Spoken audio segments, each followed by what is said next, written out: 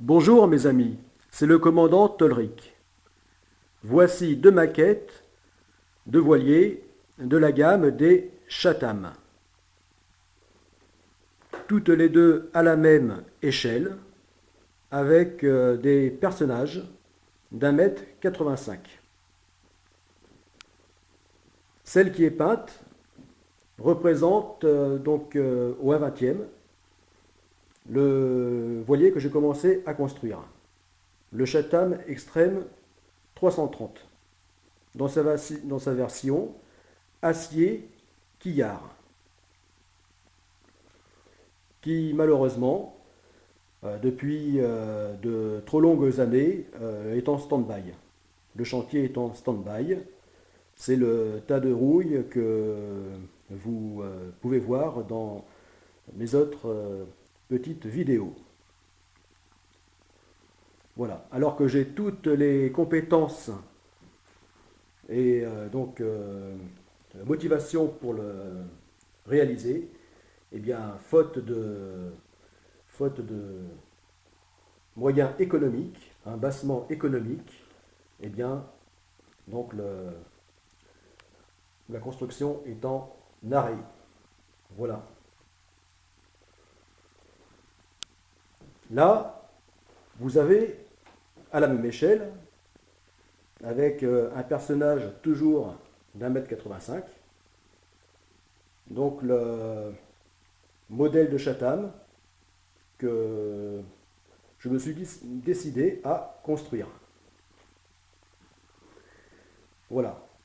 Finalement, n'ayant pas dans l'immédiat les moyens de construire un petit de 10 mètres, eh bien, donc le problème de ne pas avoir les moyens sera le même pour le 18 mètres. Donc autant passer directement au 18 mètres. Voilà.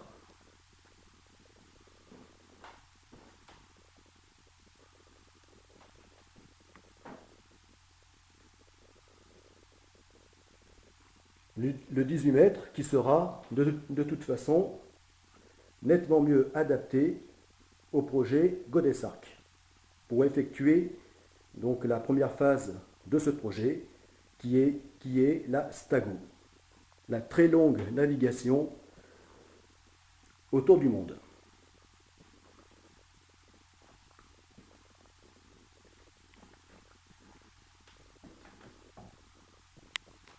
Navigation sans escale en solitaire autour du monde. Donc lui est donc, vous voyez, bien posé à l'endroit puisque c'est un dériveur intégral.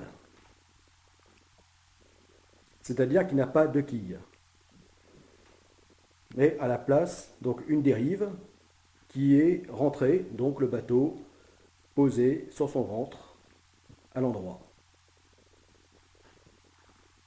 Et là, donc dans sa version quillard, évidemment, à cause de sa quille, couchée sur le flanc.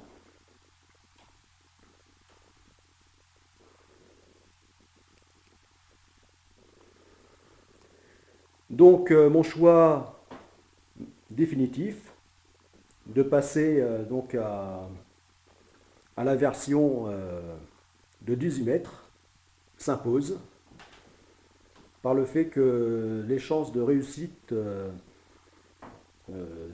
du projet, d'une telle navigation, seront nettement augmentées.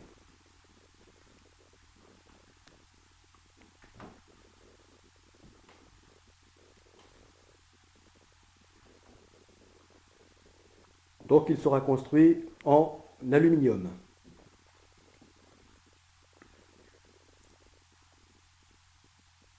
Voilà.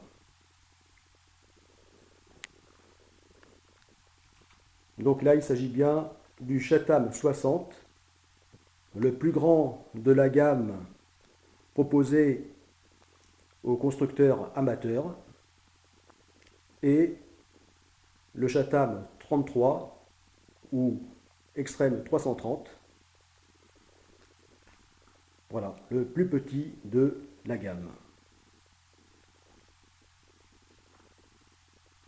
Donc après de longs mois de réflexion, où sans arrêt je me suis posé la question donc d'opter pour un dériveur intégral ou quillard de 10,50 m ou alors de 18 mètres, n'arrivant pas du tout à vraiment évaluer quel est le meilleur pour un tel projet, ben, je me décide finalement à opter pour le plus grand, qui à l'évidence sera pour la navigation plus sûr.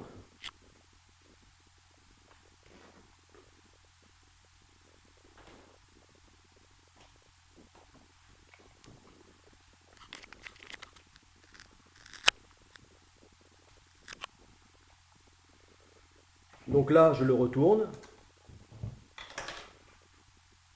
Voilà, je retourne le Chatham 60. Voilà. Voilà, vous avez le Chatham 60 retourné, donc à l'envers, puisque il sera construit à l'envers. Tout comme j'ai commencé à construire le Chatham 33 à l'envers, puisqu'en général, les petits navires se construisent à l'envers.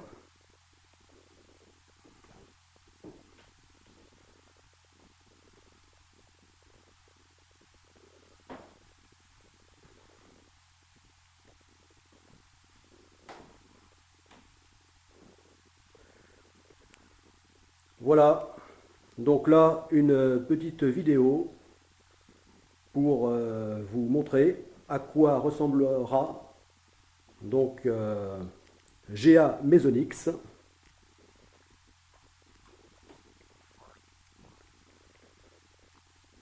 et confirmer que j'opte définitivement pour la version Chatham 60 et non plus celle du Chatham 33.